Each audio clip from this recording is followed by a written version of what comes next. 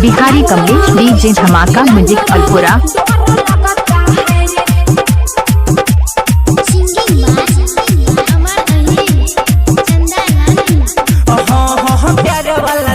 जब हमसे लड़ोई भी कुछ दिन बाद बेटा गोदी में खेलोई भी कुछ दिन बाद बेटा गोदी में प्यारे वाला चोच जब हमसे लड़ोई भी कुछ दिन बाद बेटा गोदी में खेलोई भी।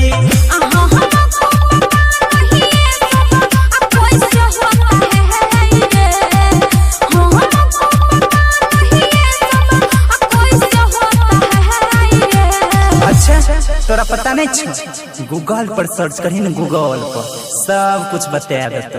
अच्छा ठीक है 1 सेकंड। ओके गूगल, बेबी कैसे होता है? बेबी के लिए इंजेक्शन लेना होता है और अजीब सा दर्द सहना पड़ता है कि हमसे काम न होगा ऐसा कि बहुत डर लगता है रे कि हमसे काम न होगा ऐसा कि बहुत डर लगता है रे कि बहुत डर लगता है रे। इलाका खींचे कभी हो धमाका डीजे कमलेश दिवाकर अलपुरा के ही होगा।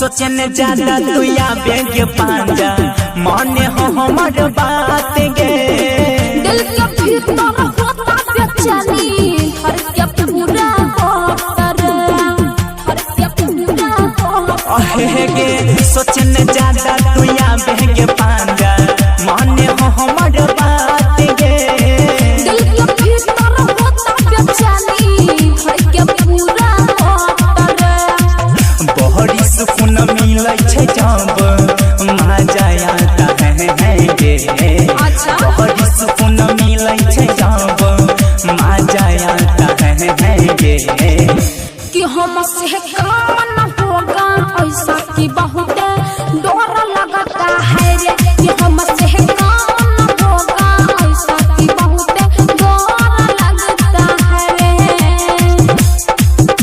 कि बहुत डर लगता है रे कि हमसे काम डीजे कमलेश दिवाकर धमाल मचा दिया पूरा बिहार में।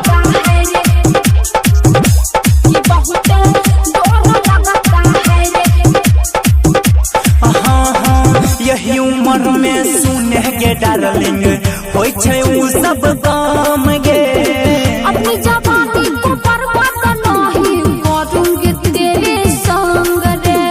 सुने क्या बोले हे गे हाँ यही उम्र में सुने के डार्लिंग होय छै उ सब काम गे अपनी जवानी को बर्बाद नहीं करूंगी तेरे संग रे।